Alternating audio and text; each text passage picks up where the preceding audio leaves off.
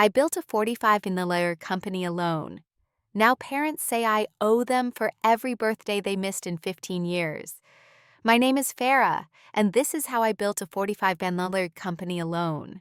Now parents say I owe them for every birthday they missed in 15 years became the turning point of my life. The lawyer's conference room smelled like expensive leather and old money. My mother sat across from me in a cream Chanel suit I knew cost more than my first car, her fingers adorned with rings I'd never seen before. My father checked his Rolex, also new, for the third time in 10 minutes. Between them sat their attorney, a sharp-eyed woman named Patricia Chen, who slid a document across the mahogany table with the kind of smile that doesn't reach the eyes. "Your parents believe they're entitled to compensation," she said smoothly, "for the emotional labor of parenthood, for the foundational support that made your success possible." I stared at the number on the page. $7 million. Have you ever been betrayed by someone who gave you life, then spent 15 years proving they didn't want the responsibility that came with it? Let me back up. I was 7 years old the first time my parents forgot my birthday. Not forgot to throw a party, forgot the entire day. I woke up that morning with the kind of buzzing excitement only a child can feel, already imagining the chocolate cake my mother usually made, the way my father would pretend to forget until the very last minute, then surprise me with something wrapped in newspaper comics because we couldn't afford real wrapping paper. But that morning, my mother was on the phone with her sister, crying about money again. My father had already left for his second job. I sat at the kitchen table in my favorite dress, the pink one with yellow flowers that I'd laid out the night before, eating cereal that had gone soggy while I waited for someone to remember. No one did. When my father came home that night, exhausted and smelling like motor oil from the garage, I asked him if we could have cake. He looked at me with confusion, then horror, then something worse, resignation. Like he'd known this would happen eventually, like forgetting me was inevitable. My mother bought a grocery store cake the next day. The frosting was too sweet and spelled "Happy Birthday, Sarah," because they were out of custom orders. We ate it in silence while the television played in the background. No one sang. No one took pictures. My mother cried halfway through her slice, and my father retreated to the garage. That was the beginning. Over the next 8 years, birthdays became a formality we observed with decreasing enthusiasm. Christmas gifts arrived late or not at all. Parent-teacher conferences were attended by my Aunt Carol, my mother's younger sister, who had never married, and treated me like the daughter she never had. School plays, science fairs, soccer games. I learned to scan the audience without hope, knowing the seats reserved for my parents would remain empty. But the worst part wasn't the absence. It was the presence of their disappointment in me for existing. My parents had married young, had me younger, and spent my entire childhood mourning the lives they could have had. My mother talked constantly about the art degree she'd abandoned, the gallery in Soho where she'd almost worked, the paintings she would have created if she hadn't gotten pregnant. My father mentioned the business opportunities he'd passed on, the partnerships that fell through because he needed stable income, the risks he couldn't take because he had responsibilities. I was the responsibility. I was the reason their dreams died. By the time I turned 15, I'd learned to make myself small. I cooked my own meals, did my own laundry, forged their signatures on permission slips. I got a job at a local diner, lying about my age, saving every penny in a shoebox under my bed. Not for college, I didn't dare dream that big. Just for someday, for when I could finally leave and stop being a burden. Then one Tuesday in October, everything collapsed. I came home from school to find my mother in the living room, surrounded by suitcases. My father sat on the couch with his head in his hands. The air felt thick, dangerous, like right before a thunderstorm. "We're separating," my mother announced.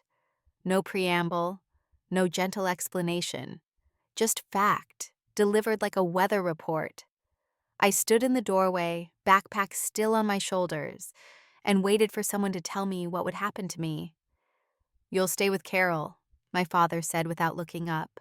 "Just for a while, until we figure things out." A while turned into forever. My parents separated, then divorced with remarkable speed for two people who'd spent 15 years locked in mutual resentment. They sold the house, split the assets, and moved to different states. My mother to New Mexico to find herself at an artist commune. My father to Colorado to finally start that business he'd always dreamed about. Neither of them asked if I wanted to come. Carol tried to make it legal to formally adopt me, but my parents refused. They wouldn't give up their parental rights, not because they wanted me, but because admitting they were abandoning their daughter would make them look bad. So I existed in legal limbo, living with my aunt while my parents sent occasional checks that barely covered groceries, signing forms as my temporary guardians, while they built their new lives in states I'd never visit. I was 15 years old, and I'd been orphaned by parents who were still alive. Carol was the only reason I survived. She worked as a paralegal at a small law firm, and every night after dinner, she'd help me with homework at her kitchen table, asking about my day like it mattered, remembering every test and every friend's name and every small victory. She came to every single event, cheering so loudly at my high school graduation that people 3 rows back asked her to sit down. But Carol wasn't wealthy. The checks from my parents dwindled and eventually stopped altogether. By 16, I was working 2 jobs, the diner and weekend shifts at a grocery store. By 17, I was managing the diner's social media because the owner saw me posting photos of our daily specials on a Facebook page I'd created. And suddenly, we had lines out the door. That's when I realized I was good at this. Not just social media, the whole ecosystem. Understanding what people wanted before they knew they wanted it. Crafting messages that felt personal and authentic. Building communities around brands.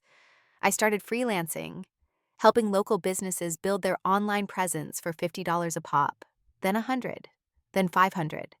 I graduated high school with a 4.2 GPA, a full scholarship to a state university, and a small freelance business that brought in more money than both my parents had sent in 2 years combined. My mother sent a card. My father sent nothing. Carol threw me a graduation party in her tiny backyard, inviting everyone who'd ever mattered to me. She gave me a necklace that had belonged to her mother, my grandmother, a simple silver chain with a small compass pendant. "So you always know which way you're going," she said, crying as she hugged me. That night, I promised myself I would never depend on anyone again. I would build something so substantial, so undeniably mine, that no one could take it away. Not my parents, not fate, not the universe that seemed determined to teach me that love was conditional and family was a lie. College was different. I thrived in the structure, the meritocracy of grades and projects where effort translated directly into results. I double majored in marketing and business, maintained my freelance work, and barely slept. By my junior year, I'd built my client roster to 20 small businesses across 3 states.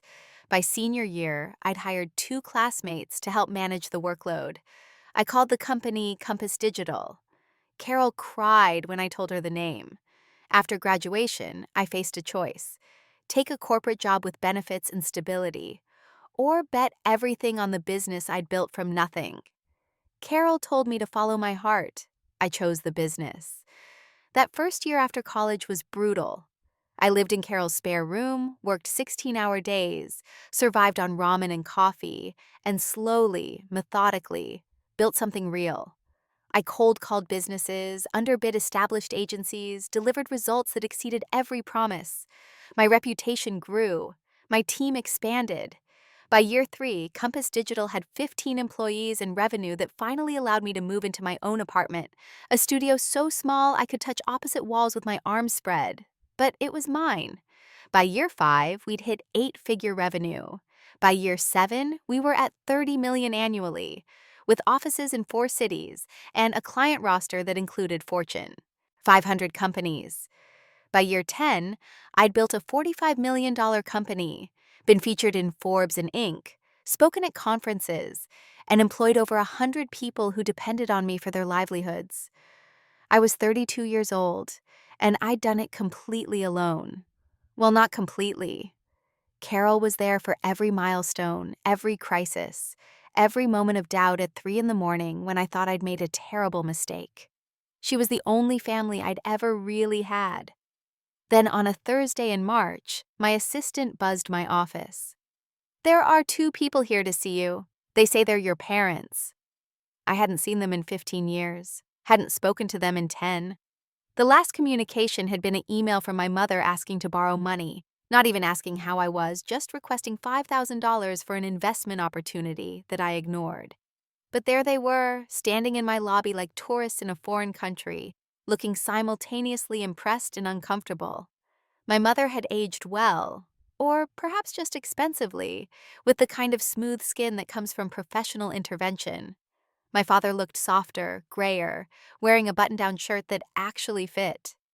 "Farrah," my mother said, opening her arms like we were old friends reuniting. "Look at you." I didn't hug her. I didn't hug either of them. I stood there in my Tom Ford suit and Christian Louboutin heels, armor I'd earned, and waited for them to explain why they were contaminating my space. "We're so proud of you," my father said. "We saw the Forbes article. We always knew you had potential." The audacity of that statement stole my breath. We always knew, as if they'd been watching from a distance, benevolent and supportive, as if they hadn't abandoned their 15-year-old daughter to pursue their own selfish dreams, as if 15 years of silence could be bridged with a compliment about an article they'd probably only skimmed. "What do you want?" I asked. They exchanged glances, and I saw it then. The calculation. This wasn't a reconciliation. This was a transaction. "We want to reconnect," my mother said carefully. "We know we made mistakes when you were young. We were overwhelmed, struggling financially and emotionally. But we've grown, we've changed, and we hoped we could be part of your life again." "Part of my life," I repeated. "After 15 years. "Family is family," my father said, and I almost laughed at the irony. I didn't throw them out. I'm not sure why. Maybe some small wounded part of me still wanted to believe they'd finally seen me as worth their time. Maybe I was curious about how far they'd go. Maybe I was just too shocked to react properly. So I let them take me to dinner. I let them tell me about their lives, my mother's art career that never materialized, my father's business that failed within 3 years. I let them ask careful questions about my company, my revenue, my success. I let them meet the version of me they'd never bothered to raise. And when my mother casually mentioned that she was struggling financially, that the commune hadn't worked out, and she was living in a small apartment in Albuquerque, barely making rent, I felt nothing. When my father talked about medical bills from a minor health scare and how Medicare didn't cover everything, I felt nothing. I picked up the check and went home. Over the next 3 months, they persisted. Phone calls every week, invitations to lunch, updates about their lives that I never asked for. They started showing up at company events, introducing themselves as my parents, basking in reflected glory they'd never earned. My employees didn't know what to make of them. My executive team, who knew my history, watched with barely concealed horror. Carol, when I told her, said only, "Be careful, sweetheart. People who leave you once will do it again." But I didn't need to be careful. I knew exactly what they were doing. I just didn't know they'd be brazen enough to make it official. The letter arrived on a Monday. Formal legal letterhead from Patricia Chen's firm. A claim for parental compensation based on emotional labor, financial investment, and foundational support. $7 million. The documentation they'd assembled was almost impressive in its audacity. Receipts for groceries from 17 years ago. Estimates for housing costs during my childhood. Calculations for opportunity costs they'd incurred by having a child. Expert testimony from a psychologist about the value of parental presence. Ironic, given their 15-year absence. Most damning was their narrative, that they'd made sacrifices for me, that their struggling business and failed art career were directly attributable to the burden of raising a child, and that my success was built on the foundation they'd provided. They wanted $7 million for giving birth to me, and then promptly checking out of my life. I sat in that conference room, looking at these strangers who shared my DNA but nothing else, and felt something cold and clarifying settle in my chest. "No," I said simply. Patricia Chen raised an eyebrow. "Ms. Kassam, I don't think you understand the strength of their case. Parental compensation lawsuits are increasingly common and precedent."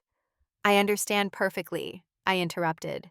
"And my answer is no." My mother leaned forward, her voice taking on that wheedling tone I remembered from childhood. "Farrah, we're not trying to hurt you. We just want what's fair. We gave up everything for you." "You gave up nothing for me," I said quietly. "You resented me for existing. You forgot my 7th birthday.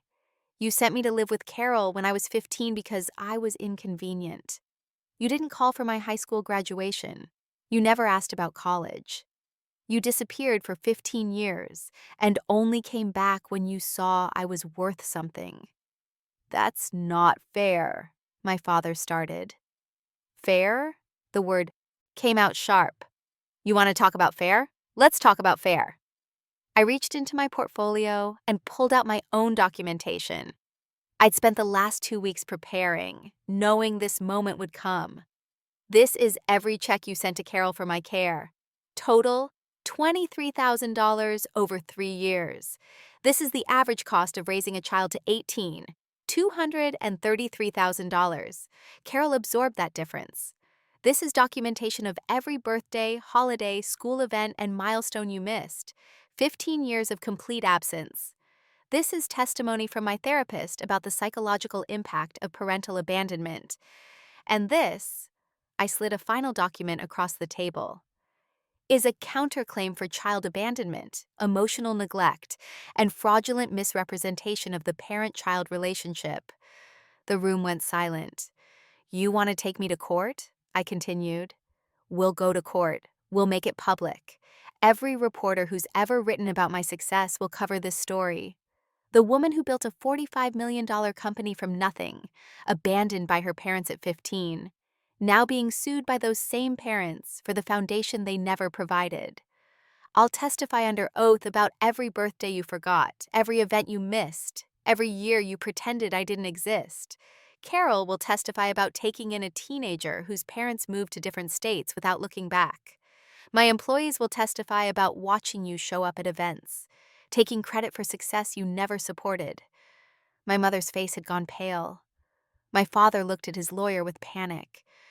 "And when it's over," I said softly, "when every news outlet in the country has covered your greed and my abandonment, when your names are permanently associated with the worst kind of parental exploitation, you'll lose, because the law doesn't reward parents for the bare minimum of keeping a child alive, and it definitely doesn't reward them for abandoning that child and then returning 15 years later with an invoice." Patricia Chen's expression had shifted from confident to calculating. She was good enough to recognize a losing case when she saw it. "My client's position is that," she began. "Your clients have no position," I interrupted. "They have a fantasy where they can rewrite history and monetize my trauma. But we both know how this ends if we go to court. So here's what's going to happen instead." I pulled out a document I'd had my own lawyer prepare. "You're going to sign this agreement stating that you have no claim to my company, my success, or any compensation for my childhood. In exchange, I won't pursue my counterclaim. You'll walk away with nothing, but you won't walk away with your names destroyed in every media outlet in the country." My father reached for the document, but my mother grabbed his hand. "After everything we've been through," she started. "Everything you've been through?" I stood up, and I realized I was shaking, not with fear, with fury, with 15 years of swallowed hurt finally finding its voice. "You chose to have me. You chose to resent me for existing. You chose to prioritize your dreams over your responsibility. You chose to forget my birthday when I was 7 years old.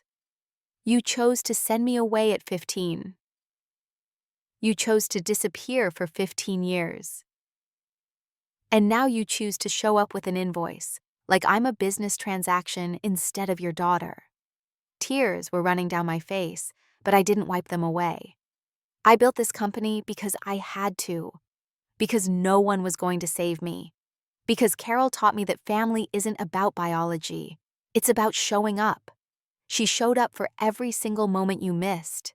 She sacrificed her own life to give me one. She loved me when you couldn't be bothered.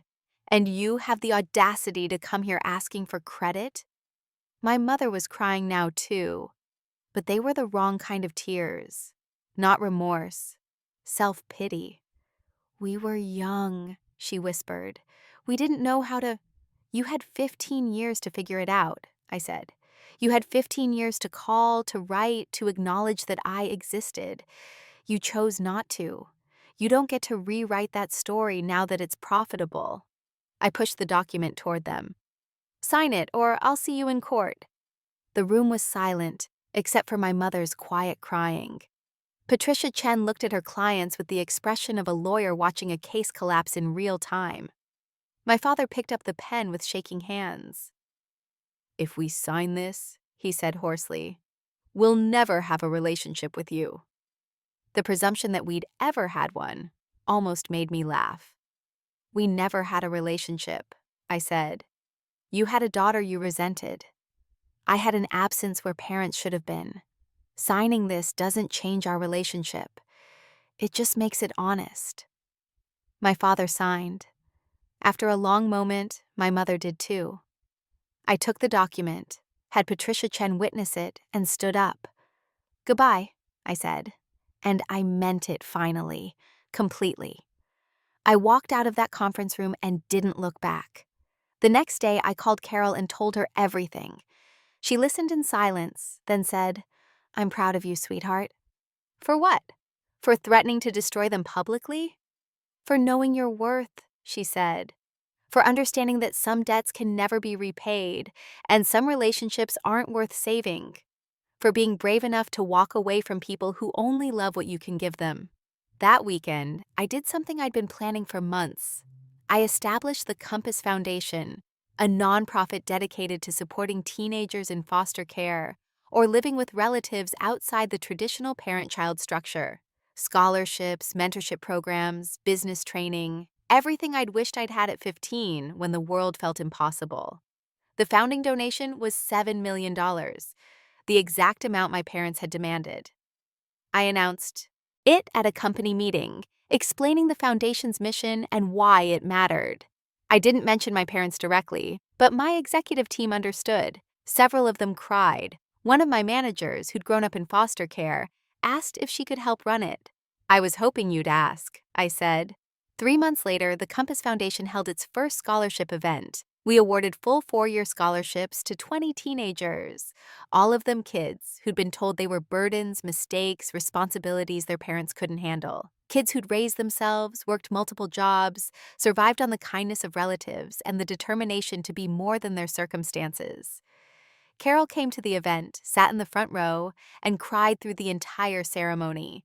Afterward, we stood together watching the scholarship recipients take photos with their families, their real families, the people who'd shown up when biology failed.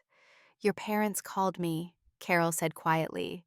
"They wanted me to convince you to reconsider, to give them another chance." "What did you tell them?" "I told them that you'd given them 18 years of chances, and they'd wasted every single one. I told them that being a parent isn't about biology or sacrifice.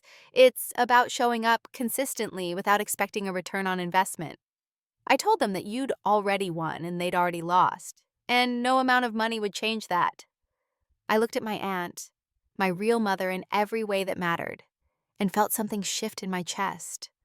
Not forgiveness for my parents. They didn't deserve that. But release. Freedom from the weight of their expectations, their resentment, their belated attempt to profit from my pain.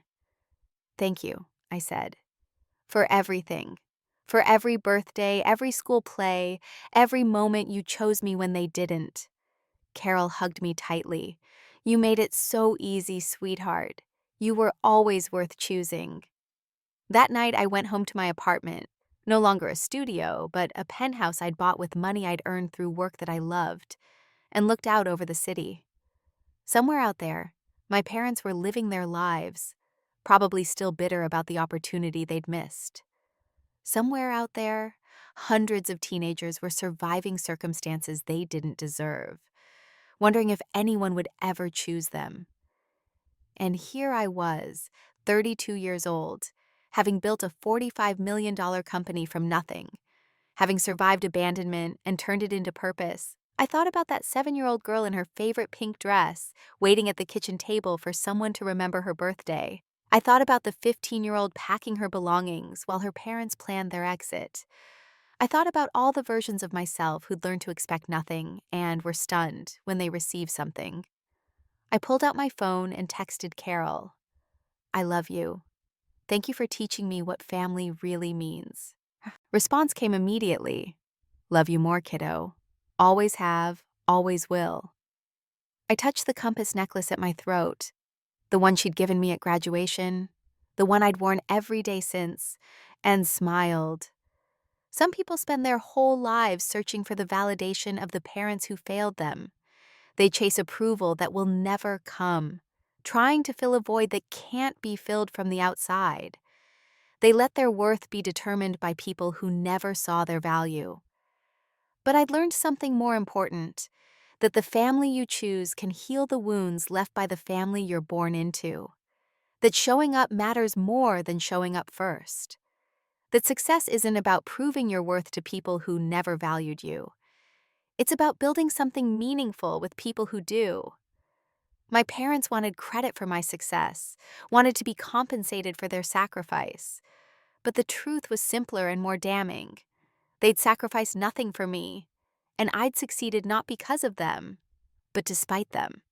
The real sacrifice came from Carol, who'd given up her own chances at romance and family to raise a niece who needed her.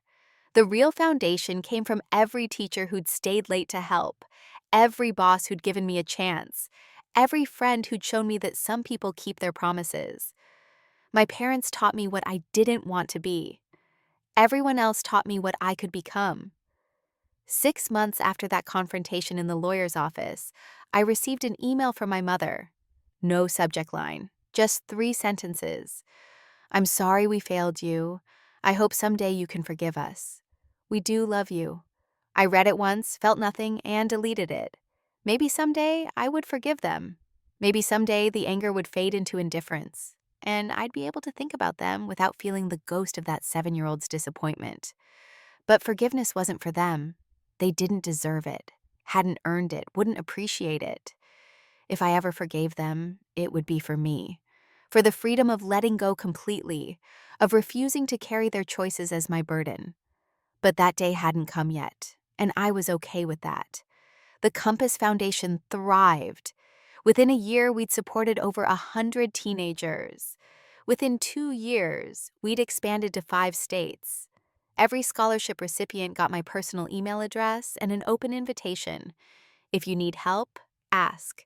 If you need advice, call. If you need someone to show up, I'll be there. I kept that promise every single time, because I remembered what it felt like to scan an audience looking for someone who cared. I remembered what it felt like to achieve something remarkable and have no one to call. I remembered what it felt like to be treated like a burden instead of a blessing. And I refused to let another kid feel that way if I could prevent it. My company continued to grow. We hit 50 million in revenue, then 75, then broke 100. We expanded internationally. One industry, awards, became the kind of agency that corporate giants competed to hire. I built something sustainable, ethical, meaningful. A company culture where people felt valued, where effort mattered, where showing up for each other wasn't optional but essential. I built the kind of place I'd needed when I was younger and never found.